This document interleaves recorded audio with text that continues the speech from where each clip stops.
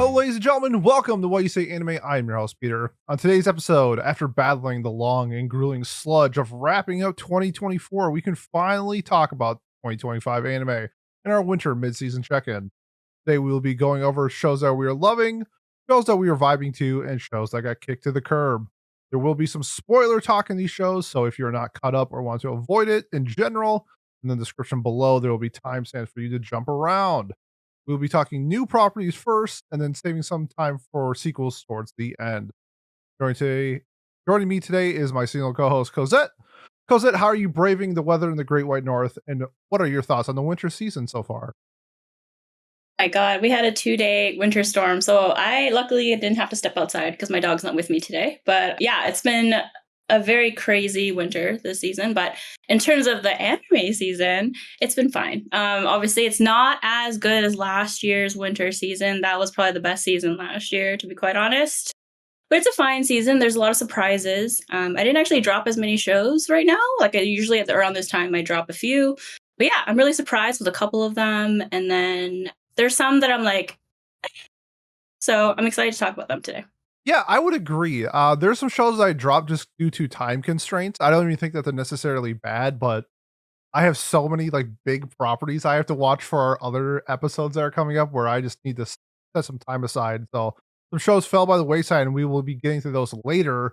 But I would agree. I think the season's been okay. I think the sequels have been like great. And in terms of new properties, I think there's a few standouts, but not as many as I thought there was going to be. So we'll be diving into those and talking everything winter 2025. So without further ado, let's jump into our first show. And right now, it's my number one show for new properties in general, and that is Medalist. I was a little scared coming into this with Engi being the studio, who has been nothing but mid. And I made the joke that I'm really hoping that this is their Oshinoko moment like Dogakoba had, where they just elevated themselves. And I think that they have, not to the same level as Dogakoba did, but they are doing a fantastic job at adapting Medalist. We both read some of the manga, and I think that there's some parts that they missed out, but I think in terms of like an adaptation so far, I think it's been very solid. Like, I think they're hitting the beats where I needed them to hit, and the voice acting and some of the other technical elements with this story so far have been fantastic. So I've been a big fan. Jose, what's your initial thoughts? We're halfway through Medalist so far. So what are we thinking with Medalist? So far, exceeded my expectations, honestly. I mean, the fact that at least it's on Disney here. I think it's on Hulu in the States, Yep. but that's only the one downside because not everybody has access to those platforms. But the quality has really exceeded my expectations. I tried to go in with not too much of a high expectation because the art style of the manga is really, really beautiful. And I think anyone that enjoys the anime, I still think you should check out the manga because I think the art is just so fantastic. But I think the way that they adapted the anime, it really captures the spirit of the story. It's very positive. It's very beautiful. The way they animate the skating, I was completely surprised by. I think it was showcased the best in Hikaru's performance. I was like completely stunned. I think I watched that scene a couple of times because it was just so magical. They even like animated like the little dust, like the snow that like comes off the blade when they glide on the ice. I love that detail. So, but it's such a good underdog story. And like, I love mentor mentee relationship kind of stories. And I think Tsukasa and Inori is such a great duo. Oh yeah. I'm so glad that everyone's falling in love with them. Cause I think when I first read the manga, that's the first thing that got my eye initially. And I love that they both similarly have underdog stories themselves. Like Tsukasa started pretty late in his life, and she thinks she started pretty late, but she's still pretty young. So I love the story so much. I think it's so happy and positive. There's not too much drama. I think the only drama I remember from the manga was like the first chapter with Inori's mom, but like they pretty much toned it down in the first episode. So I wonder if that was like a director decision, or maybe the mangaka decided, let's not do that, because I don't think Inori's mom's like that in the rest of the chapters that I read. So, but I've been really, really enjoying it. The OP's fine. Oh, really? Personally, I expected a history maker kind of vibe, not a shonen action vibe. So I was expecting history maker. I know I'm a minority here. I love the OP. I think I'll learn to love it. What about the ED? It's cute. It's so cute. I really like jump. I love that it's stuff. so cute. But the OP, I was expecting like a history maker, but like I don't think there'll ever be another history maker from Yuri on Ice. So But yeah, I'm really, really enjoying it. I'm really, really happy. It's what I looked forward to every weekend. Hell yeah. So at the time of recording, we're through 7 episodes. This is about where I stopped reading the manga, only because when I stopped reading the manga, the anime got announced. I was like, okay, I'm gonna wait for. I like anime more than manga just in general, so I was like, wait till we get through the anime. But I'm more than likely going to be picking up the manga. But you made the point where when I started reading this, when I fell in love with Medalist was with the Inori and her mom. I think that was handled incredibly well in the manga. I think the anime toned it down a little bit, but I think it was enough to where I think we got the point across where I'm not as like disappointed as some like other fans that I see on like Twitter and stuff. Where it's like if this is like your favorite property, like I get it.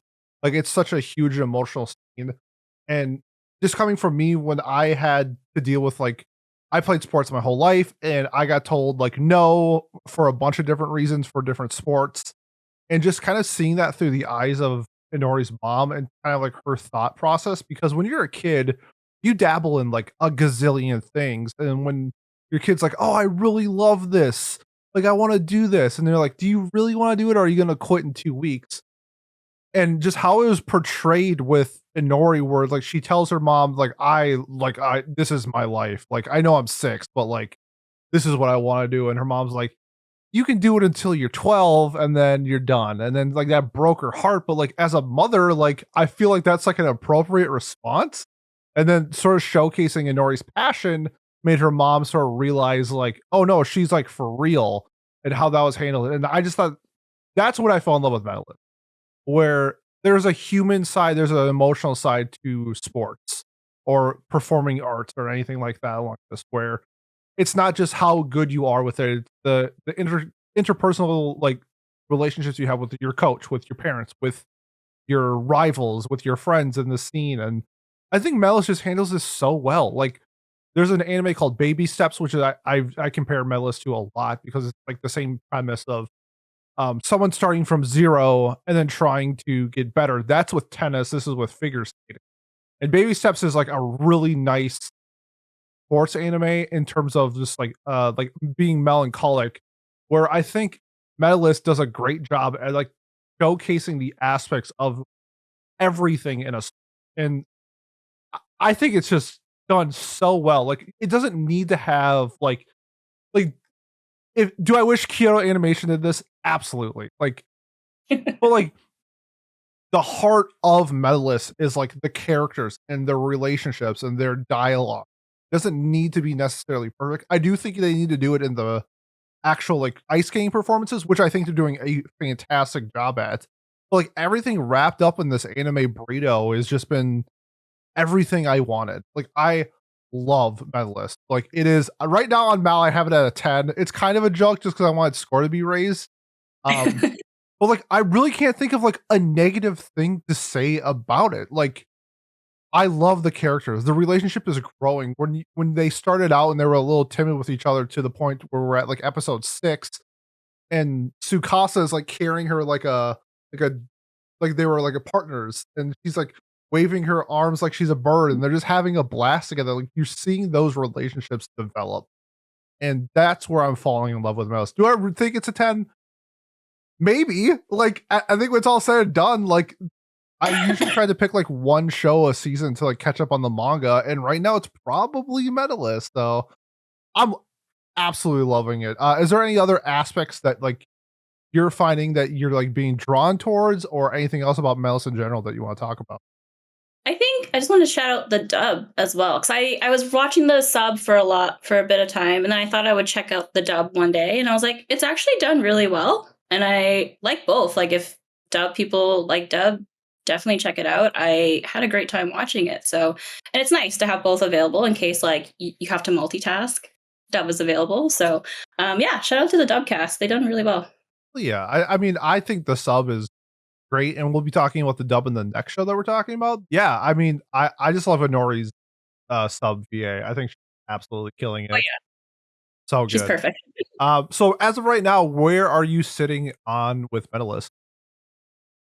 It's definitely on the high 8 to 10 range. I mean, who cares about the OP, right? But I it's very well done. And I mean, honestly, it could be a 10 as well, just because it's done really well. It has a great heart. It's a great story. The animation's great as well, but I usually don't care about animation all the time. The music's great too, so I think it's gonna be a close 9 to 10, honestly. That's what's up. That's also where I'm sitting too. I think this is one of the best sports anime that we've gotten in a while. I'm trying to think of like going back, like outside. I mean, outside of like Haikyuu, like not really. Like I didn't like Blue Lock. I think if there's any other like sports animes that have came out and The recently. dancing one? Dancing Dance Dancer was fantastic. I Yeah. love Dancing Dancer. There's actually a sports anime this season that I dropped that we will get to. I completely forgot about that. Blue Box showcasing sports is pretty good too. Yeah. And if you count the Uma Musume movie, but yeah, I mean, outside of that, like not a really lot of standout sports anime. So this is really feeling my niche for sport. So I also have Medalist, as I said before. I have it like a high 9, low 10. Like I think it's great. I really can't think of a negative thing. I love the OP. I also love the ED. I think it's like my second favorite OP of the season, just in general. I think it's a banger. Bow and arrow is so. I mean, high praise for both of us. If you're not watching it, go watch it. If you are watching it, I hope. If you dropped it, do better. Okay, moving on to our next show. We have the big shonen property of the season. And that is Sakamoto Days. A lot. I've seen so much negativity around this on like Twitter, and I'm just like, I don't get it. Like, I think it's very clear cut what the show is trying to present itself as, and I think it's succeeding. I know it's not going to be John Wick, but it's going to be a John Wick style, and it's very exaggerated, even more than John Wick. But so far, like this family dynamic of not only his actual family, but like the convenience store family that he's building has been wonderful. Like it's kind of like slice of lifey in a lot of moments. I do like the contrast with him trying to like the earlier episodes trying to hide it from his wife, and then him getting in trouble with like his fighting and stuff like that. That was super fun. Like that's what he gets in trouble for trying to protect his family, but he broke rule 6. You're not allowed to do that. And then I mentioned it before in the Medalist one. I think the dub of the show has just been. I switched over to dub while I was like having something on the side of my side monitor while I was doing something else. I was like, oh my god, this is great. Matt Mercer is killing it as Sakamoto. Alex Lee as Yoichi has been great. Alexa Bliss, if you're a wrestling fan, she is in the cast. She did great. I think this is one of her like first bigger performances. So that was awesome to see. I'm thoroughly enjoying Sakamoto Days. What are your thoughts so far? Well, you know how I feel about shonen action. It's You love it. fine. You're a meathead. You're a Meathead. gym bro. Like Honestly, the show is like if John Wick actually stayed retired, Mhm. this probably would have been Sakamoto with a wife and a kid. You would love Um, that. I love John Wick. It's one of my favorite assassin movies. But anyways, Sakamoto, yes, the dub is fantastic. I think I started watching the dub pretty early on. I don't know the actors' names, unfortunately, but I just loved the dub. I think it made it easier. I think it makes shonen action easier for me to watch, to be quite 100%. honest. It's very cheesy. Oh, That's the yeah. first thing I caught on because I know that like the manga fans hype it up so much. So I know that people love it. So I was like, I have to watch it. Why not? But it's so cheesy with all the catchphrases and the puns. It makes it funny, but I think at one point I might get sick of it. But I do like the different characters that have been shown so far. I love the fact that the wife knows that he was an assassin. I really don't like it when it's hidden. So I like the fact that she already knows his past history. So they're open with each other, actually a real relationship. His daughter's so freaking adorable. I think like she's one of the main reasons why I love it so much because she's so cute. When she gave that assassin like the band-aid, Band-aids, yeah. that was so adorable. But I like the crew so far. I don't remember the names because I'm not good with shows like this. But I'm liking it. It's not like a 10. No. But it's a nice shonen 8 right now, like a 7, 8. It's fine. But I do really like the dub. I think it makes it a lot of fun. I think the dub actors do a really great job. Sub sounded just as good as well. I just prefer dub. Yep. But yeah, I think it'll be a fun time. I don't know where the story's gonna go per se. But I don't know. It's been a fun time to watch so far, and I'll probably make it to the end. Will I watch season 2? I don't know. That's usually most shonen actions for me. So Yeah, it kind of feels like it has a similar vibe to like Spy Family a little bit, where a lot of times we have like slice of life moments, but then like the action is like really action packed. And I think that they're doing a really good job at doing both. I was a little disappointed in episode 6, the paintball episode. I actually watched that today, And it's not like it's necessarily bad. I just thought the fight in episode 3, we're at the theme park, was like really well done. Like the choreography was great. The soundtrack like blew me away. I didn't really expect that in this because like I forgot who's doing like the OST, but like I wasn't coming into this thinking like this is going to be like a good soundtrack. And then episode 3 was like, damn, okay. But then episode 6 dropped, and there was like nothing. Like there was nothing that stood out to me. The only thing that stood out to me in episode 6 was he threw the bullet and like broke his gun. That was cool as shit, but that scene was like 4 seconds. Like everything outside of that was like very underwhelming. I wonder if the manga did it better, but I thought like the whole setup for episode 6 and this like paintball, for some reason they called it airsoft, but it's clearly paintball. And that whole stuff was like getting money and introducing that aspect of it kind of like pulled me away from the story a little bit. And this was actually something that I brought up in our Discord today. If you want to join the Discord, link to the description below. But it's sort of like pulling my attention out of the world. And this happened during season 1 of Fire Force. Did you ever watch Fire Force? Okay, well, I'll give like a TLDR. You can just No, spoil for it. sure.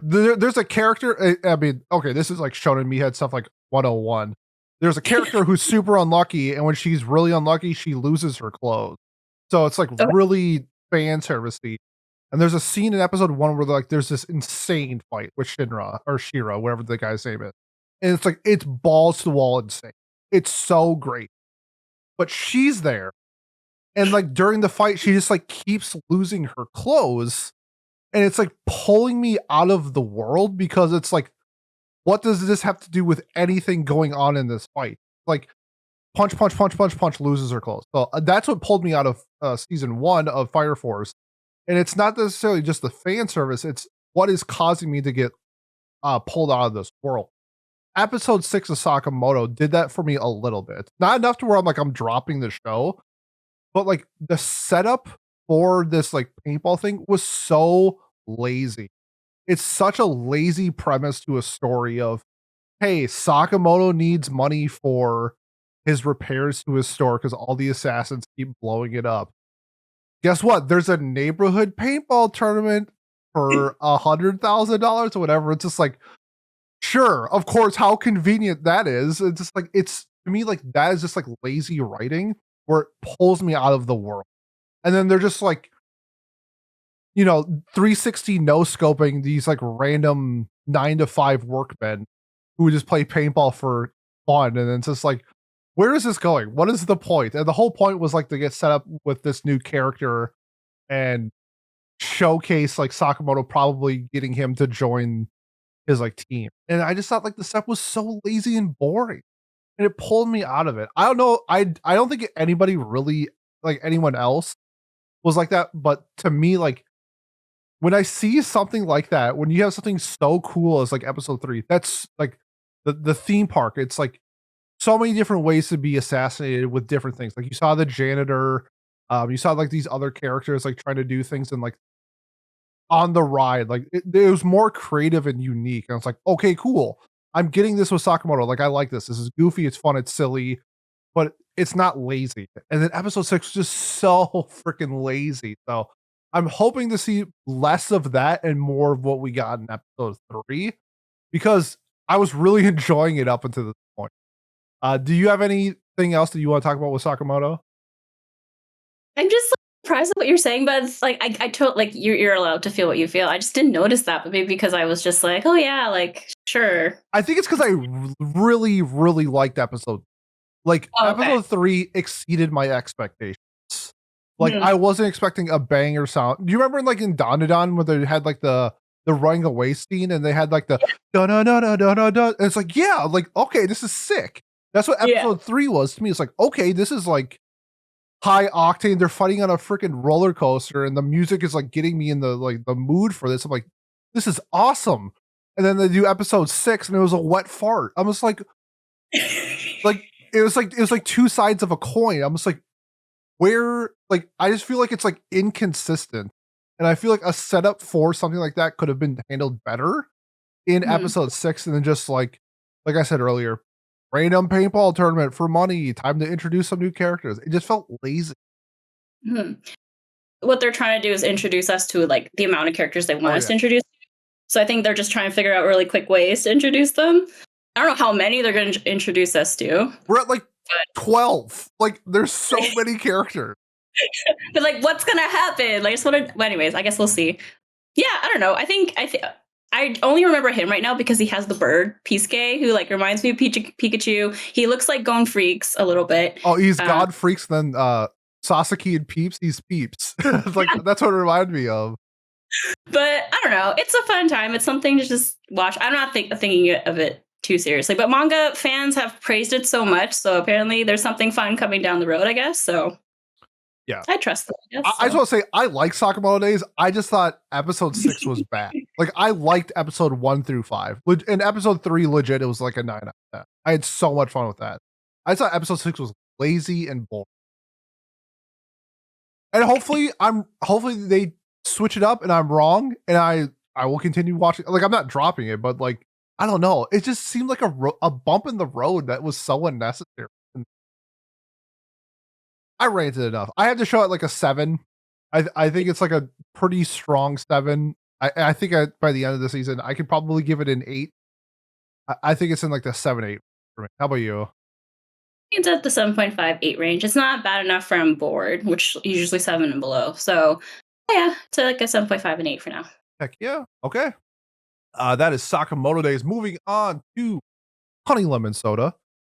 This was a show. I read the first volume of the manga. Here's my manga, just to prove it. I've read Honey Lemon and I read one volume and I was like, you know what? This is clearly made for like a 14-year-old girl. This is not made for a grown-ass man. Like, but when the anime comes out, I will give it a watch. So I've been watching it, and the first couple episodes, I was like, it's okay. Like, I read it, I knew what to expect. And then right now, we're currently recording this. 6 episodes are out. So we're halfway through the season. And I've turned a corner. I'm enjoying this story more and more as we go along because at first I felt like Uka was a character where it was sort of like, oh, please save me type of thing. And then like, you know, Superman comes in, he's like, I'll save you, little girl type of thing. And I was like, oh, okay, like I don't really care for these stories. But then I realized, you know, like there are people in this world that like not only need help, but like want it too. And so like I really kind of like changed my idea on Yuka a lot because I think that she's a character, even this is like me in real life. Sometimes you just need like a kick in the butt to get going. And I think that she's realizing that like when a character like Kai comes into her life and starts at first I thought he was a little bit pushy, but like sometimes you need that. And I never felt like he overstepped his boundaries in doing it. Maybe a little bit, but not like super bad. And I think Yuka, if this character wanted to be portrayed like that, but like I think she needed that, and that sort of changed everything. And now I'm enjoying it a little bit more. There was a scene in episode 6 where like she volunteered to take Serena's spot, and then she was sort of being like harassed, and then Kai saves the day. I thought that was a little over dramatic, but outside of that, I've been like really enjoying like Yuka's development as sort of growing as a person and coming into her own shell, having the confidence that like I think she always had, but like was afraid to express it. And now that she's a little bit more comfortable, you're seeing that side of her a lot more. And I think you're seeing it with Kai as well, with his character as well was like a little pushy, a little too hands-on, and him realizing it, sort of toning it back. And I feel like he only steps in when like either A, she asks for it, or B, it's absolutely necessary. And now that we sort of have like the cast, like the friend group developed, I'm enjoying it a lot more. Like her relationship with Ayumi has been fantastic. I like her, and like her sort of like love interest with Sato. I think that's his name, Satoru. And it's blossoming into something that I didn't really expect to enjoy. So I'm liking it a lot. Jose, what are your thoughts on Honey Lemon? Well, as someone who loves Kimi ni Todoke, I love it. Me too. Me too. Cute. It's really cute. It's a typical like high school romance coming of age story with like a meek girl who's really shy, and you know she's trying to find herself, trying to find her voice, and then on the way. She finds her first love, probably. But I think like Uka's story is nice because, I mean, it's not nice that she was bullied, but I think I like the fact that like we're seeing her progress each episode, gaining more confidence. She's not like hesitant every single episode. I think we're actually seeing some growth in her. And that's something that frustrates me in a lot of anime where like they're shy the entire season. 100%. So it's nice that she's growing. And with Kai, yes, he is a little pushy, but he's not as pushy as some characters this season. And other we'll begin to that. We'll get there eventually. But I think with Kai, I think what I like with him as a male character is that's some like Kazahaya. He's nice, but he's not dominant in any way. He's not strong in any way that way. So I think I like that Kai is a bit more dominant. I think he defends her really well, but he defends at the right time. Yep. I'm worried that maybe one day he might be just too overbearing, but I think he's careful about that right now. I think he is the way he is because of some stuff in his past, which we'll probably get at some point, because that's what happens in shows like this. One of the things I really love about the show is that we're seeing like a nice friend group already building, and I think we're going to get a nice girl group going with Serena maybe and everybody else, which I love. But I really like the show. I think it's really sweet. I mean, yes, some of it is a little cheesy, but I think I enjoy it. Every Wednesday, I think it comes out. That one scene where like, because her nickname was like Stony. Shout out Stony, by the way. Stony. But her nickname was Stony, and it was a very negative part of her life. And then he like turned it around, and he's like, "No, you're a gemstone." And you know, like the nickname she had that she hated forever is now something that means a lot to her. So I think that was like one of the sweetest moments. And I remember I was at the gym watching that, and I was like trying to make sure I wasn't going to cry in public. But it was just so sweet. And I think it's a really cute show. And I know that some people, like, it's pretty low on my anime list right now. It's like below a 7, which is kind of disappointing. But I think it's really sweet. I hope we get another season because I feel like the manga there's a couple of more chapters. So I'll probably read it actually. Oh yeah, there's a lot. Because like I think like each arc, like major arc in their stories is like their first year, their second year, and third. And I think now they're currently in their third.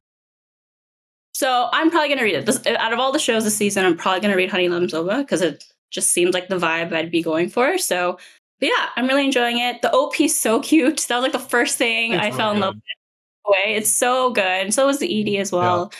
I'm really, really enjoying it. I think it might be like, I might just give it a 10 right off the bat. Whoa, what? There's nothing for me to hate about it right now. I just really, really like it. So, but we'll see. It's early to say. I really enjoy it. It's the one I look forward to pretty much every week next to the Medalist. So, yeah, I do like that you brought up Kazehaya because I do think there's a lot of like Kimi to Doke vibes with it. And like you said, Kazehaya, like if you have like a super green flag, sometimes it can be a red flag. Like Kazehaya is like too nice sometimes. And like Kai is like, I feel like he's in a ground where like, I think I would love to see this in the show where like, I think his heart's in the right spot, but I would like to see him like sort of over push his boundaries and like learn from. I think there's a lot of growth opportunities because they're like 14, 15 or whatever. Like there's a lot of opportunities for them to see the growth that I look for in these style of shows that I want to see from Kai because like I'm not super high on Kai as a character. But I'm like, as each episode happens, I like him more. Like it when I was reading it, the issue was never like Yuka or the friend group. It was Kai, just because like if I was in this position, like I wouldn't want to like be him type of thing. And like for as much as like I give Kazehaya some issues, I'm gonna give it the same thing with Kai, where I just want to see a little bit more than just like the quiet boy, but he's like strong and stand up to injustice. I want to see something more from him. Like I want to see a different side of Kai. I'd love to see that in the story, and like because I feel like he's hiding a lot. Like you said, I bet there's some stuff from his past that has made him the person that he is now. And I would love it if we got like a blue period moment and he's just like, I actually like really like art or something like that. I'd be like, yo, like that's sick. Like I want to see something like that side from Kai. And I think I would love the show a lot. I can't hate on its battle score because up until last episode, I had it at a 6. I do have it at a 7 now. It's getting better with each episode. But I really, this is like, for as much as I love shoujo and coming of age and stuff like that, this show particularly, I just don't think a grown ass man is the target market. But I am enjoying it. It's a 7, right? It's a solid 7, right?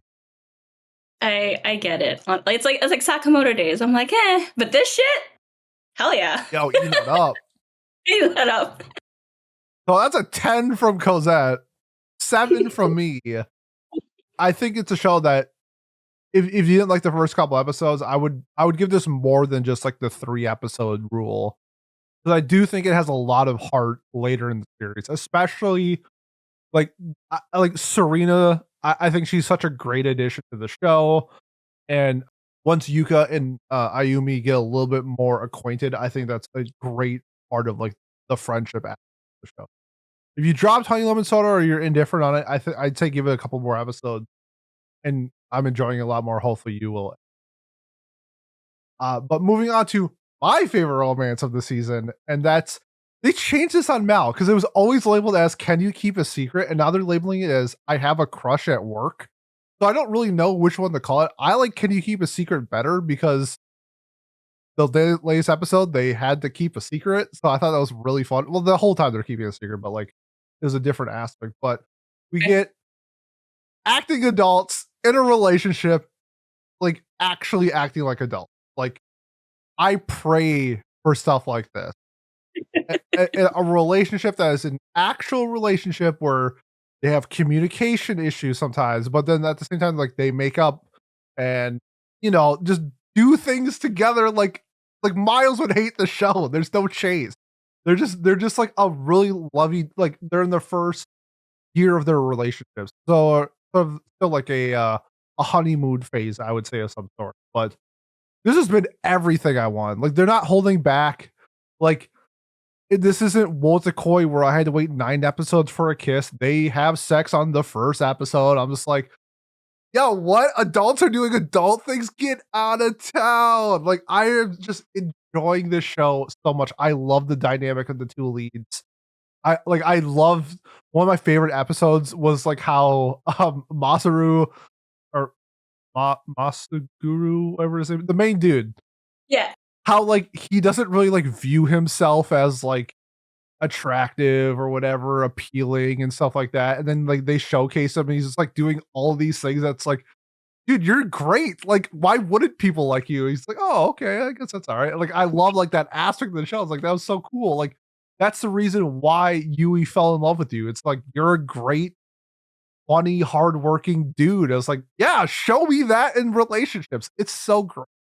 I am having an absolute blast with the show. Cosette, what's your thoughts on I have a crush at work / can you keep a secret? First off, I have a crush at work doesn't make sense because that would mean that they're not together. Yeah, right? So it's like I don't know. I'm gonna go with the secret one because that makes sense. Crush on your partner, but I feel like that hints at like you're not together and they've been together for a while.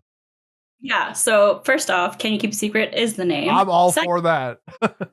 Why isn't any streaming services picking this up? Right? Because I'm just surprised because it's not that sexy and there's a lot more sexual stuff on Crunchyroll. So I feel like not the sex for sure. But anyways, this is so refreshing to have this season because last season we had another office romance, 365 to the wedding. It was another office romance, but it was very like nervous and early days. Like you don't ooh anymore. You're 27. It's like hurry up. There was no squeak. Yeah. Squeak. Shout out to Zenshu. But this is so nice to watch, and it's one step closer to getting Sweat and Soap animated. Because it's right there. Like Sweat and Soap is like the better version of this right now. But I really like the show because they're a really like equal relationship. They both support each other. He's dominant, but then she's dominant as well. Like she takes charge in one episode, which is really nice to see. She's not shy about it. Well, she's shy, but she's not shy about it. But I really enjoy the show. And I think Sora and I were talking about it, but it's not that there's not too much drama, which is kind of nice. It's drama free to a degree. And I really enjoy that. They both enjoy each other's company. But yeah, like you said, they're early on in their relationship. Like they just had their first vacation together. I thought that when they were going to go to his hometown, she was going to meet the family, but I guess that didn't happen, which is fine. But I also really love the side characters. I think they're Yeah. so fun. Like the girl, that the snacking girl, who would totally be me in this situation. She's so much fun with like a food blog and everything. Like that's me. That is me. I really, really like her. And then I also really like this maybe budding relationship with I think the boss. And then Yeah. at the The guy who caught them. yeah, so I really like that. That it's like not too. They're not like shoving in our faces, but it's a very like subtle, maybe relationship that happens. So, but I'm really enjoying it. It's a really nice romance slice of life. So, more people should watch it. If only if it was available everywhere. Yeah. So, Yeah. yeah. I mean, you said light on the drama. There were some spots where I thought it might get a little bit more drama filled, like when she met the director and he's like 36 and he's this hot shot director. I thought that might be leading into some drama, and it was pretty light. Yeah. I thought there might be like another girl that like came into the scene that like tried to steal him, and like that didn't happen. So like it's been pretty just like chill and fun, and I'm loving it. Like we did an episode a while back called like airing our anime grievances, and then it was one of these things where it's like if you're an adult, like you don't have to show, like I'm not looking for like a sex scene, but I want the implications that's like you're adults and like you're having these relationships, and like that intimacy is like a huge part of a relationship. It's like at least showcase some of that. And I think they do a great example of this, or just like, they like make out and then the next scene they wake up in the morning and they're in bed together. Like that's all I need. That's perfect. Like I you don't have to show me it. I know what happened. Like it's been like everything I've wanted in an adult cast like romance. Like straight up. I think I like it better than like Wotakoi. Yeah. I'm also with you. Sweat and Soap is one of my all-time favorite mangas ever. It's so that one's great because like it is like lovey-dovey, but like I think like the drama elements of that story is like perfect and how they handle that. This one like doesn't really have like a drama aspect of like me attaching myself to a character. It's just watching two people in love and having fun. And there's no problem with that. Like I love that. So right now I have to show it at 9. When it's all said and done, I might give it a 10. It would probably be my front runner for like romance of the year. I think it's fantastic. Like legit everything I've been looking for in a romance show. How about you? I think it's at an 8 right now. It just feels that way in my heart right now. I would love to get an episode of like who reached out to who. Yeah. They're probably going to do that. If they don't, that's weird. I might drop my point lower for that. I would just love a little backstory. Like I want to see like how he wooed her or how she wooed him. I would love to see that because they're obviously in 2 different departments. So I would love to see how that happened. Yeah, because like, I'm really enjoying it. They sort of have like this running thing where like everybody at work thinks that they like hate each other. Yeah. So I feel like it was like a work event type of thing where like they ended up like being together in a situation where it's just like those two. Like I would love to see something like that. It's like, oh, actually I don't hate you. I actually think you're awesome. Like you want to go out with me? Like I would love to see something like that. There's like, have you seen the newest episode? Oh, the one that came out. No, not today. No. Okay, because there's like a hint of it, but it's not like a whole ass like setup and scene. So I would love to see more of that, but there is a little bit in the newest episode. But okay. Nice. Yeah, keep this going. I hope that the manga is translated up to a certain point because I would love to keep. Oh, it's finished. Okay, so hopefully. Okay. I'll probably read this when it's all said and done. I'm assuming we're not because the manga is 148 chapters. And there's only 12 episodes, so I'm doubting we're gonna get to it. We might be get like an anime only ending type of thing, but I love this. I love this show. 2 thumbs up for us. Moving on to our next show. This one's this one has like I feel like you're either all in or all out on this show, and that's Zenshu. I'm all in. I think this show is fantastic. I think this show does. Okay, I think there's like a bunch of different ways you can interpret this show. And I know people give it a lot of flack because the fact that it is MAPPA and it's a show about animation is sometimes can be a little ironic, and I get that. But to me, what Zenshu is showing is a love letter to being an anime. the feeling that you got when you watched your first like Disney film and being like, I want to make Disney, and like that idea of just growing into that person is awesome. Like I think it's fantastic. Have you seen the newest episode? I think I did. Let me remember what happened. What happened in the last episode? That was like the background of like when she started drawing, and then, her backstory. Yes, I did watch it. So that episode solidified me like this show is just an absolute plan. Like I love the fact that the thing that she fell in love with, and this is hinted at before, were the tale of perishing. This movie, we see her in episode 1 sort of thrown into the story, and it's like really generic and kind of bad. And you find out in episode 7, the movie was like a box office dud. Like the movie sucked. And like I love the idea that like that's what she fell in love with. Like that's her thing. It doesn't matter if it's bad, it doesn't matter if it's good, it doesn't matter if this is some grand like magnum opus of animation. This was the story that she fell in love with, and then the fact that we got to see it incorporated it on like how bad the story was throughout episodes 1 through 6, I think is hilarious. I think it's a huge, speaking of like lazy writing, I think this is the exact opposite of lazy writing. I think this is incredible writing. Just what we're seeing with Zenshu, her transformation sequence is breathtaking. Like it's like she's a magical girl transforming into this virtuoso that persona that she wants to be, and that is like another love letter to animation. Like how big of a deal magical girl sequences are in anime. Like there's so many ties to just being an animator in this story. The creativity that goes with it, with her creations of defeating the monster by what's going on in her, like what she takes from her previous works to defeat the monster of the week. I think all that is just so creative and so fun. And her character, not Natsuko, is such a blast. Like her backstory was everything I wanted. Like like how do you squee? Like tell me when do you squeed? Like when's your first love? When's the first time you felt love? Everything about her has been great. Because I think when we did it in the preview, like I mentioned how generic like Luke is, and like he is on purpose. Like everything is for a reason. This show is great. I'm ranting. Jose, your thoughts on Zenshu? Please say it's good. I'm gonna cry. It's good. I want a purple hoodie. I wear hoodies all the time, and now I want a purple one so I can be like her. It's so funny how like none of us knew what this show was going to be about exactly. I think we knew it was about an animator, and we're like, ha, Mappa. Yep. Honestly, like, not that I condone overworking, but like when you're that passionate with your job, yeah, you will go over the edge a little bit, and that's basically what she is. Yeah, 100%. But I think that's her like arc for this show, is that like she overworks herself and she thinks like she's the only one capable of doing it and she will do it.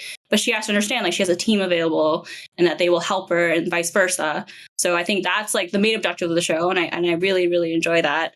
But like you said, it's like a love letter to like animation for animators, but also like they shout out a lot of different with her sketches. You see a lot of different animation styles. Like I think the first episode was kind of like a shout out to Nausicaa. We saw some magical girls, some samurais. There was also a cameo with Mamoru Miyano when he was the idol or something. The boy idol, yeah. Oh, I love that. I squealed. I squeed myself. I squeed. I was so happy. I also saw that at the gym and I was like, holy shit. So I'm really enjoying it. It gives me Alice in Wonderland vibes right now, where like she got transported to another world. So I actually don't think she's dead. My theory. I don't think she's dead. I think she's in like a food coma, but like the bad food coma. I think my theory is that probably she passed out. She might be like poisoned and she's at the hospital right now. But since this was a movie's what, 2-3 hours? Yep. So she's probably been out for only 30 minutes right now. And so I think like she'll come back to the real world, and then she's like, she learns all this stuff, and then she can animate her movie. So, but I really like this show because it's a breath of fresh air. It's something new. It's something we haven't seen before. Yes, it's an isekai, but it's a different vibe. Yeah. And I really enjoy that. I personally initially thought that she was going to transport herself to different kinds of anime, But then if that happened, like we wouldn't be able getting the growth of like Luke and all the other characters. So I'm really enjoying. I think the animation is so fun. I mean, her magical ghost sequence is like the first thing I fell in love with. It's just so adorable, so beautiful. I love like the song that goes with it. Zenshu, Exactly. Zenshu. And she's so cute. And I loved her backstory. I think that really solidified it for me because I love a 100%. episode. So, and I think it's really cute to see like the different people that like fell for her. And then when they showed the boss, I was like, wait. And then it was a different kind of love. So I was like, okay, this makes sense. But I think it was so cute, and I'm really enjoying it. I don't know where I'd rate it right now. I think it really depends on how it lands. 100%. Yeah. I think that if it sticks the landing, I mean, I love story. I love like passion projects. I feel the heart and the warmth of it. Like that to me, that's like the biggest thing. If that's what they're trying to convey, I'm getting it. Like I'm obviously you can tell I'm very passionate about this medium. I love it. I fell in love with it. And like seeing other people fall in love with like maybe like a different aspect of it, but it's still in like the same like circle. Like I love that. Like show me why you love it. So I think if it sticks to landing, it'd have to be like a really good ending. I can see myself giving it a 10. I have it at a 9 right now. I think it's been great. I have like almost no complaints throughout the story. I think it's awesome. I love this. I love. I think it's like an 8, 9 right now. It's not a Okay. 10 yet. But honestly, if it really lands that landing, it could be a 10. So right now it's an 8. Okay. Yeah. Yeah. I love it. I think it's one of the most unique, creative shows we've gotten in a minute. Like, it's not like Sunny Boy. Have you seen Sunny Boy? Okay. It's not, it's never going to touch something like Sunny Boy. That is so avant-garde and creative. Like, it blows my mind. Like, it's not going to be like that. But this is like if Pixar made a love letter type of story where it's like, I think people can absorb it very easily and not have to dive too deep into the story, but it's still on the surface, a passion project for the end. I love it. I love it. Okay. Moving on to our last show that we're both going to talk about outside of sequels is the Doctor Detective, Doctor House. Doctor House is a cute anime. And when this started, I was like, okay, it's House, anime House. It's cute and funny. The mysteries are like whatever. Like it was silly. And I was like, okay, if we're gonna get like 4 or 5 of episodes 1 and 2, like it'll be fine. And I wasn't like super invested in it, but I liked it. But the second arc that we just got, the spontaneous combustion arc, was so batshit crazy that I Yeah. fell in love with the show. I was like, yes, go nuts, be insane. Like in this arc, we got somebody who spontaneously combusted. We got fungi growing in people's body. We got like motorcycle gang, or not gangs, but like the shed was on fire, and then somebody like came in and like Fast and the Furious through the fire with the motorcycle to save somebody. I was like, where is this going? There's like possible attempted murder on some people. It's nuts. Like every episode, I felt like it's just getting escalated more and more. I'm like, yes, keep being insane. This is like the show is wild. It's like I thought the first episode was like, this is okay, we're getting Hyoka or something like that. They're gonna solve the mystery. It's like, nah, we're gonna have people blow up. I'm like, all right, fuck it, let's do it. This is awesome. Cosette, what's your initial thoughts on Ameku Doctor Detective? I'm glad, even though she's really tiny, I'm glad she's not some like cutesy girl. Like that's like the one relief I had about this show. Like she's actually like a bit of a badass and a smartass. Really like that. But yeah, it's basically like House Sherlock Holmes, and I love her like little thinking moments where she gets into like a little thought bubble that reminds me of Sherlock Holmes a lot. The BBC version. With it being a mystery show, like we've gotten so many mystery shows in the past few seasons, but this one actually feels realistic because the past few mystery shows have been like in fantasy worlds, like Undead Murder Farce and stuff like that. So this actually could actually happen, maybe. I mean, it's a little exaggerated, but like for sure, like they like it's like exaggerated, but like they break it down on how it could technically be possible. Yeah, it could happen on Grey's Anatomy. What are you talking about? Fuck it, why not? So it's been really fun, and I really I forgot his name, but her Watson, I guess. He's been really fun. He was a big Like his surprise. actual name or what she calls him? Oh, I know it's like Komori or something. Yeah. Like a bird. Kotari? Kotori? Yeah. Yeah. Yeah. Anyways, he's really cool. He busted out some moves in the first few episodes, kicked some guys' ass. Like, it's been really fun. It's not like the best thing this season, but it's nice to watch. It's like not really slice of life. It's more like slice of hospital life plus mystery. I actually forget if I watched the newest episode. I don't remember. That was the conclusion to the spontaneous combustion. Okay, so I did. Okay, so I did watch it. Okay, cool. I lost track. I've been losing track this season of what I watched and what I didn't watch. But the OP, I will shout out this OP because it's by Aimer, who is my second favorite artist, who does OPs. And it's my most listened OP right now on my playlist because it's the only one I added. It's the only one I added to my Spotify playlist, and I only listen to it when I work out. So I just do it all the time. It's so good. The visuals are okay, but I just like the song. So shout out to Aimer because it's great. She does great work. So yeah. Okay, so right now, I think legit, if I was being critical, I think this show is a 6. But it's so much fun. I have it at 8. I'm enjoying the hell out of this show. I think it's a blast. I don't care if it's wild and wacky and unrealistic and super exaggerated. I don't care. It's anime. I'm here to have fun. I'm having a blast watching. Yeah. 7.58. We can't the post-credit scene looked like someone's getting sued, and it's probably her, which I'm not. So I'm excited to see where that goes because I assume that there's some sort of misconduct that she's done or something. So yeah, if it's like House, she's probably gonna get sued. I don't know, 30 times this series.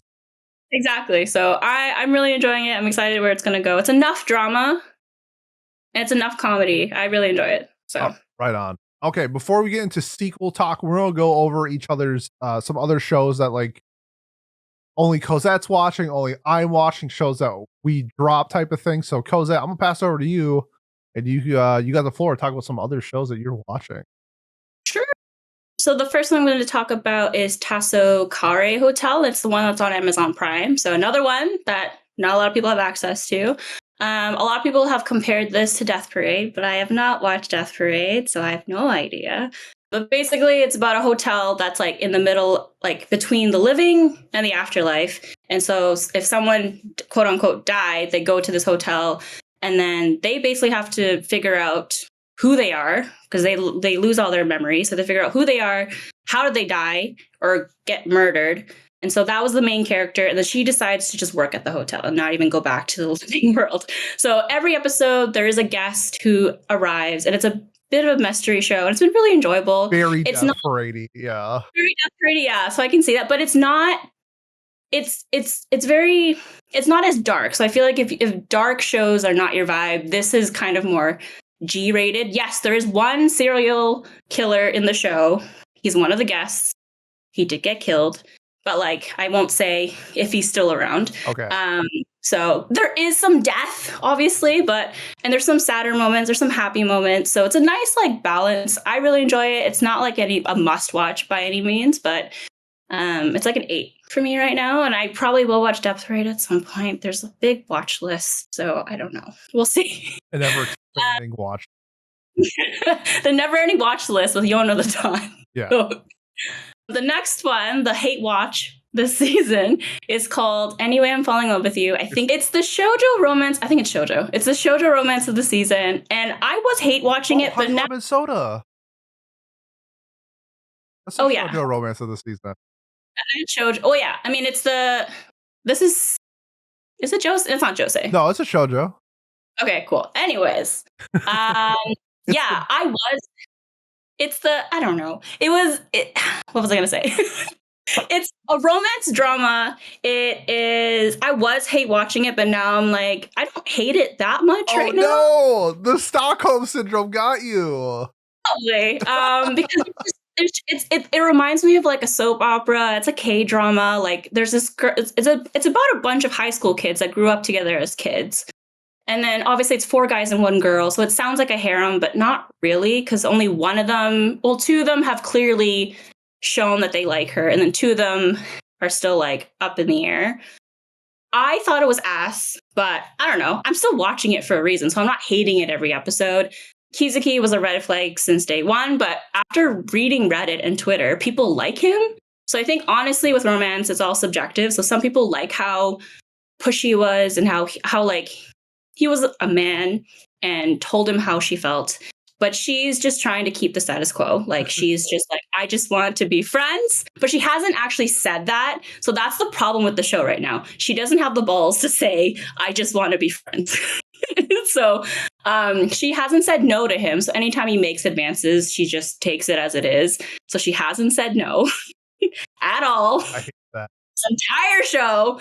Anytime he's about to say something to the entire group, she changes the subject. So I don't know. It's like a drama. It's fine. I am rooting for one person, but I like the part of the show where like we see her at the present day and then we flash back to her as a kid. So now we're just trying to see like, oh, who ends up in her future. I don't think anybody does, to be quite honest. Fingers crossed. But we did see the one I was rooting for in the future, but it doesn't look like anything's happening. So, and then we did get a new guy at the end of the last episode, but he looks too old for her. So I hope that doesn't happen. So anyways, I'm still enjoying it. It's not completely bad. I would give it like a 6.57. Hate watching this. It's fine. I don't hate it. I just hate Kizuki because he's pushy. He takes her drinks and drinks it without her permission, but she doesn't say anything. So whatever. I'm also watching Audible the anime, which is Flower and Asura. You're not watching. I thought you were watching that. I dropped it. Okay, it's like I'll chime in just for like 15 seconds. I liked everything except for when they were actually doing the voice stuff. I love like the relationship stuff that they had going on, like the outside of the school stuff. I love that. But when they were just like in their like classroom and like reading, did not care. There's like a scene in like I think it's like episode 2 where she's on like that scene was sick. Yeah. But then I was like, I don't care about their club. I'm sorry, I don't.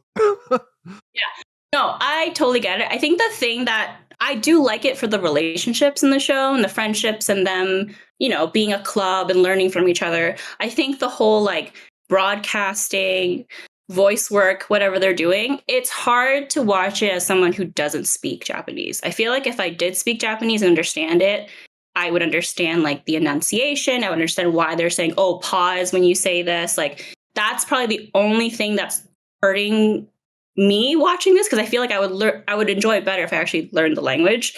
So, but I'm not gonna like lower its score because of that. So I'm just trying to absorb it the way I am. But it's not like the best thing in the world. I think it's somehow connected to Sound Euphonium, and I think it's the same writer or something. So I'm still liking it for the friendship part of it. I don't know, it's different because it's like broadcast voice work. So. And I think the last one is the Guild Receptionist show. It's a really long name, so I'm not going to say it. It's the Guild Receptionist show. Good enough, yeah. And I've said this many times. I love a female that can kick ass, and that is what she is. So of course I'm going to watch the show. But just like Zenshu, she is also someone who is an overworker, who is a perfectionist, but she's also selfless, and she just wants to help people. So the whole reason why she's defeating all these bosses so she can help people just get past the dungeon. So I don't know. I think she's a really great personality. I think she has a hard exterior. And so she's just trying to open up to more people. And like I said this on Discord, but she's a black cat. And so a golden retriever has come and is trying to woo her. She's probably going to say yes at some point. But yeah, I don't know. I think it's fun. I think the whole not wanting to work overtime is very relatable. But at the end of the day, she's the reason why she's working overtime. It was called out like in the last episode, I think. But yeah, but the one thing I love about the show is the OP. The OP is so beautiful. Oh no, the other one. No, the other one. Wait. Well, they switched the OP and ED at one episode, so. Oh, so is the Maraca thing the ED? Yeah. Oh shit. I think they swapped it for one episode and everybody got confused. Oh. So the one where like the art, interesting. Yeah. Okay. So the one with the art style is a little different, and she's like on a dragon flying around, Gotcha. and so that's really cool. And I want to see her like that's what I want to see. We're probably not going to see it, but I love that. Like that OP is so beautiful. That's my favorite OP of the season. because it's Damn. so. I would love to see her training, like a training arc, to find out like how she ended up this way. But it's a nice show. It's fine. It's a typical fantasy show, so it's like a 7 right now, 7.5. It's not a must watch, obviously, but I just love watching women kick ass. So me too. Yeah. Well, you dropped it, didn't you? We'll get to that in a second. So, that being said, shows that I dropped. I want to preface that there's a range of shows that I dropped because of time, and there are shows that I dropped because they're bad. The shows I dropped for time are Guild Receptionist and Flower and Asura. I don't think they're bad. Yeah. Like I think when I was watching them, I had them at like a 6 or a 7, and I needed to make some more time. They were on the bottom. They got cut. I don't think they're necessarily bad. I had fun with Guild Receptionist and Flower and Asura at certain points, and sometimes they just gotta go. Some other ones I dropped. Welcome to Japan, Miss Elf. Yeah. So like their relationship is like, I feel like they like clearly like each other, and like I'm all for with what they're doing in like the slice of life elements that they're doing, but like I don't like that they like tease it so much that like I don't know, they saw each other naked like twice or something like that, and there's like I'm like just hold hands already. Like I feel like they're just trying so hard for it to like hint at the romance and like never develop it. I'm like that's not what I want. So that one got the axe. Sora Aerial Utility was the girl golfing show. It was originally a one episode special that got turned into a series, and I like the one episode special a lot. But then what they did with the series is that they start from ground zero. So she's essentially the main character is learning how to play golf. Where in the special, she's already golfing. And like it had like the special had like heavy like laid back camp vibes, except they played golf. And now it's like trying to figure out how to stand when you hit the golf ball. I'm like, I don't care. Like, go play golf with your friends. That's what I was watching it for. And like, I don't want to see her progress to be a decent golfer by episode 9. Like, I don't care. So I dropped it. And then the shows that I legit think that are bad, which is one of them. And it's Anyway I'm Falling in Love with You. I'm sorry, Cosette. I think the show is ass. I can't stand Izuki or whatever. Izuki. Yeah. I think he's look, I get there's other guys. Yeah, but they're also just like, I don't know. There's a Pete looking ass. There is a Pete looking ass, and I wish he was cool, but he's not. But like, I hated how they set up this scene where it's like, I'm gonna confess to you in like the locker room with the shower running and my hair is wet. I'm like, this is so dumb. Like maybe I don't know. Like I don't know. Like if you're 14 or 15, there's no way you think that's romantic or cool or I don't know. I hated that. Like I hate that Kizuki guy. I hate him so much. I think I don't know. There's like levels of like pushiness and stuff where like Kai from Honey Lemon Soda is like the right amount of pushy. This guy's like way too much. Like it's too much. Like the only way that if you're like set from Nina and the Starry Bride, if you're a yandere, that's completely different. Like Kizuki is not killing anybody. It's like so I had to drop it. I did not have fun with it. But other shows that I'm watching that Cosette's not watching that I would recommend. The Okinawa show. I'm really liking it. It's super fun. Learning the fact that like Okinawa and in terms of like being an outsider and thinking since Okinawa is in Japan, you think it's like most of like there's like dialects and like but like Okinawa seems like a completely different country, and I love that like I'm learning more about like their culture through this show. It's super fun. The two girls are black. There's Ina and Kana are just like one is pure gremlin and then the other one is like the antidote to the gremlin, and they blend together perfect. It's the perfect mesh of gremlin and gremlin remedy. Big fan of that show. Who else am I watching? The Bureaucrat show. So this is a show that you need to watch 4 episodes, not 3, 4. So it's a typical villainous story. Except for the main character is a grown-ass 52-year-old man who gets transported. and it's very stereotypical villainous style until episode 4, where they introduce his family, and his family helps him play the game. So, like, he's in a coma or whatever. He gets hit by like a car, gets transported in the world. The daughter of the family realizes that in the game that she was playing, it's the same game that he's transported. The storyline has like changed, and they put 2 and 2 together and realize that he is her. I forgot her name. He is the girl in the story, and there are certain elements that he can't do without their. And I think that's awesome. So it's like a family playing an Otome game together. It's a blast now. Like after episode 4, the show went from like a 5 or a 6 to like a 7 or an 8. I'm having an awesome time with it.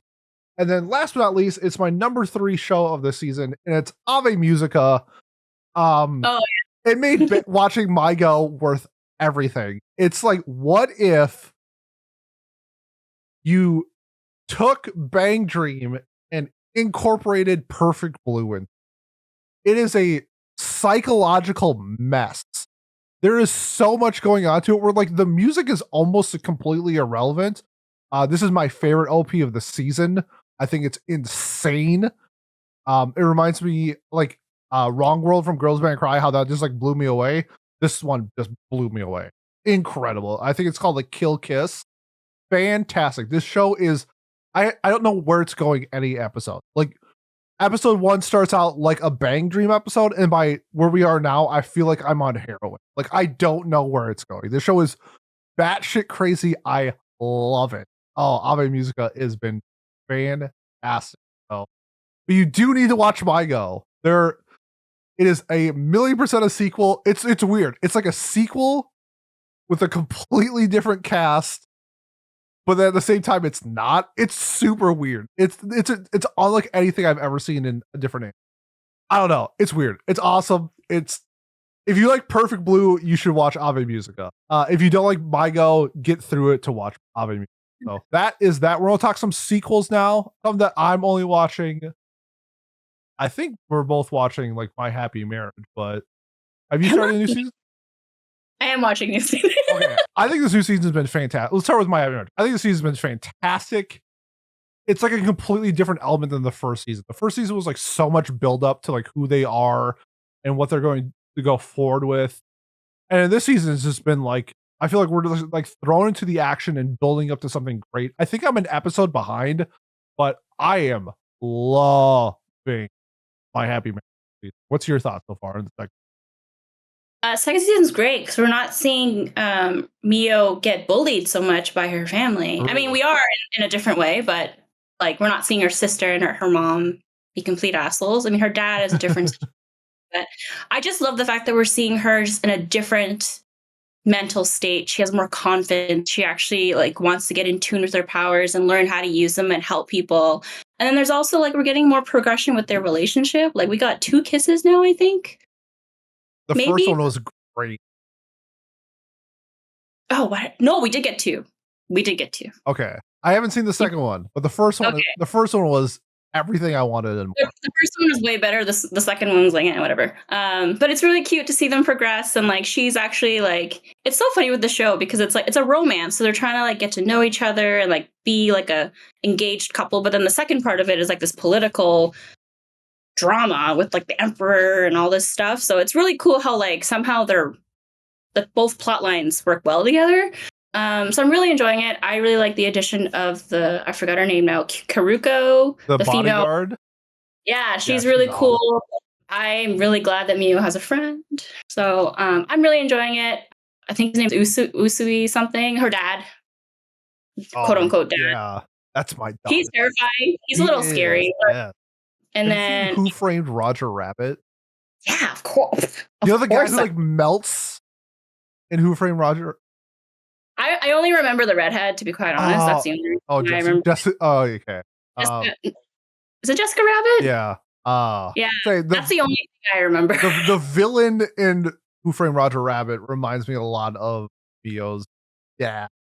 Okay, cool. Yeah, he's a little creepy, but then honestly, I know we're gonna get a lot of betrayal. We're gonna get a lot of stuff like that. So I need to be mentally prepared for it. because I feel like it's not gonna be happy for very long. So, but yeah, I don't know. I'm really liking it. Hell yeah. Yeah, me too. I really like season 1, but I like season 2 a lot. For other sequels, I think I'm only watching this. The 100 Girlfriends. If you like season 1, you don't like season 2, I think there's incredible episodes like they're doing with the baseball episodes, and I also think there's super extra episodes that are 100% pure fan service, and those are the ones that I fall out of. Like the maid episode that we got, or where they're like playing tag with the water guns. I thought that episode sucked, but then the 2 episode baseball stuff that we got going on, fantastic. So I'm pretty hit and miss with this. I have it like an 8. I still think it's super funny, but there are some parts that I wish were not there. But it is what it is. That's the nature of the show. I still think it's good. It's just not what I want personally. And then Soul Leveling, really liking the second.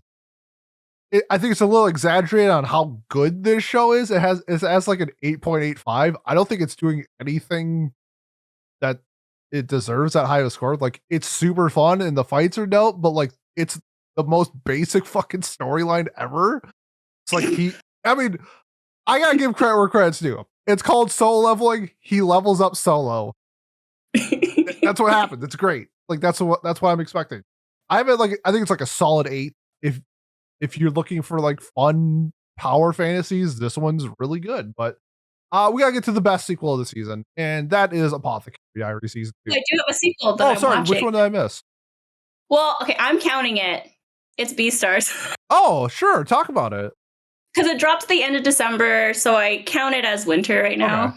That's fair. Yeah, So 100%. I did that with Pokemon Concierge. It's like, fuck yeah, it, true. it's next season. Yeah. True. So I guess you're not watching it yet. Not yet, but I will 100%. I've seen the first 2 seasons. I have it at a 10. Like, I love Okay. Beastars.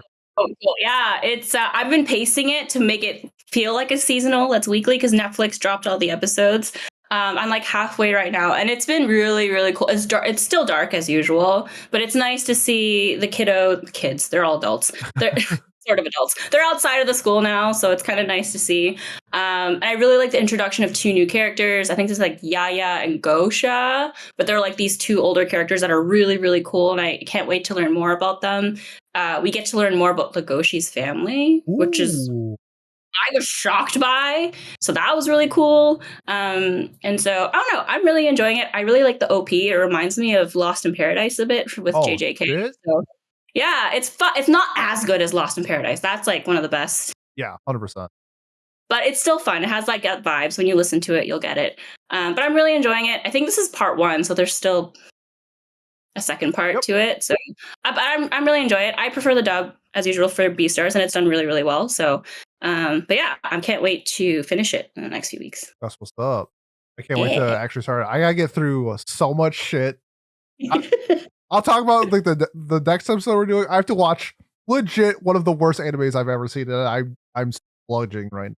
So I have so much on my backlog that I have to do for future content. I gotta finish Durarara, then I have to watch Revolutionary Girl Utna. I got a lot on my plate, so I will get to Beastars when I can. Finish it before the seasonal review, or I'm gonna spoil it. I will just mute myself because I don't know if I will finish, but I will try. I'll just put it that way. So now let's get to the best sequel of the season, and that is Apothecary Diaries. I was called an apothecary hater for not picking Mao Mao as best girl. I was called an apothecary diary hater because I gave the show a 9. I was called an apothecary diary hater because I was only my number 10 show of 2024. Season 2 has been incredible. The last 2 episodes that we have gotten have been perfect. Absolutely perfect. I was always a Mao Mao stan. I just wasn't as big as everybody. Queen Mao Mao for life. But now, if there was an attack on her life, I would be jumping in front to take a bullet. I believe in Mao Mao supremacy. Like the slap scene in the last episode with the whole mystery that we got, like the flashback from like 12 episodes ago of how she picked up on it. Like the foreshadowing in Apothecary Diaries is bonkers. It is so good. And now we got the hint of what I know what everybody's been saying, and I can't wait till we get the frog. I can't wait till we see the frog. It's there. Like, this show is incredible. The Jinshi dance scene. What? That was so good. Oh my god. He's so hot. Just everything about this season has been like just near perfection. Like, I can't wait to give the show a 10. All said and done. Yeah. Cosette, what are we thinking right now on Apothecary? I mean, I read it. Like, I'm up to volume 12 right now. It's nice to hear from people who haven't read the manga to experience this, because I already know what's going to happen at this point. And I like the fact that, like, the frog has been referenced, but, like, it doesn't spoil anything. It doesn't, like, you don't know what it means. I love that. Yeah. It doesn't spoil anything. You have no idea what the frog means. Like, it makes me so happy to be like, now non-anime fans won't be spoiled. So I'm really looking forward to it. I suspect that's probably going to happen, because we just finished the end of volume 10 in the last episode. So I feel like we're getting the frog probably near the end of the first core. Oh, we're not getting it next episode. I want it now. Well, it's the end of volume 10. So, but I want it now. I'm a greedy man. I know, but there's other good stuff happening. Like, we got the frog. We got the slap. We got the slap. We got other stuff coming, which is fun. But yeah, honestly, like, I'm not surprised how well the season's been. I'm honestly, the thing that surprised me is the fact that it's 2 cores, and the English manga is only up to volume 12 right now. Volume 13 comes up next month, and this is 2 cores. The first season went up to volume 9. Damn. I think the anime is going to go outside the manga, and that worries me, because I like to read the manga before the anime. For sure. I'm a little conflicted right now. So I could read scans. These streets are tough. I'll probably have to read scans, because like that, it's one of the only mangas I read physical form, so I don't read ahead, but I might have to. So anyways, I'm really enjoying it. I'm really, really happy. Queen Mao Mao. Yeah. Forever Best Girl 2025. What up? Can she three-peat? We'll find out in 12 months. We should do Best Girl of each season, and then it'll be like Mao Mao, and then Mao Mao again. Okay, let's do that for our review. We'll bring some to the table. Why not? That'll be fun. Sweet. Okay, we'll do like the anime of the year categories, and then there we go. Yeah, sure. Let's do that. Look at that, on the spot, on-site production meeting right now. Sweet. Anyways, I'm really enjoying it. I'm glad we got to see more Luha, because she's a great character. We're gonna see more Jinshi. We're gonna see more about Jinshi, more about Mao Mao. Not much of the cat, unfortunately, but damn. Sorry. Anyways, we're gonna see more of the Emperor and some other things. So I'm excited for what you're all gonna experience. So heck yeah. So far through 6 episodes, I have to say, like, yeah. I think it's so good. It's just so, like, I don't know. Like, now that we have like everything set, people know everybody. Now we can start diving into it, and that's what we're getting. It's just, it's so good. I love Apothecary Diaries. If you don't like Apothecary Diaries, what's wrong with you? I've never seen anyone say anything negative about it. I've seen some people say like it's okay, and like they don't see the hype. I'm like, I don't see the hype in you, my man. The show's great. Okay, well, I think that covers everything for winter. I don't think we missed anything. There's some shows that like I'm not personally watching that we got left out. Like, I'm not watching the new season of Dr. Stone. There's some other like Aram stuff that I have, but overall, winter, I'm enjoying it. Spring looks to be pretty good too. So we'll have our preview in like a month or something like that. So look forward to that. Otherwise, let us know in like the comments like what you are liking so far this season, whether it's new or a sequel, or if you want to talk stuff with us, you can join our Discord. Cosette, do you have any parting words to your adoring fans? Beastars. Watch Beastars. You heard it. Well, go ahead. Sorry. Oh, I was just saying that was more for you than everybody else. Oh, okay. So, yeah, but join the Discord, because we all talk about seasonals, and it's fun to get more people to talk about some shows. So. Yeah, whether you've seen 1 or 5,000 anime, come join us. We're pretty nice for the most part. Other than that, I want to say thank you if you made it this far. If you want to support us, the best way to do so, like, comment, subscribe, leave a review on whatever platform you're watching or listening to us on. Next week for Watch Club, we are watching the first Pokemon movie. That should be fun. We're going to be living our childhood memories. The first movie to ever make me cry. So can't wait to hear other people's stories. So I know Pat has like a childhood story that he teased last time. So look for that. Otherwise, for non-Watch Club content, we're going to be discussing some of the worst anime we have ever seen. It is our fantasy football punishment episode. I have to watch the lolly basketball show, Rokubo. So far I've made 4 minutes into the first episode before shutting it off. I somehow have to finish the entire season in 2 weeks. So can't wait. Can't wait. It's a good time. I really don't like shitting on shows, but this one I'll be shitting on a lot. So that should be a fun episode. Otherwise, thank you so much for listening, and we will see you next. Peace. Bye bye.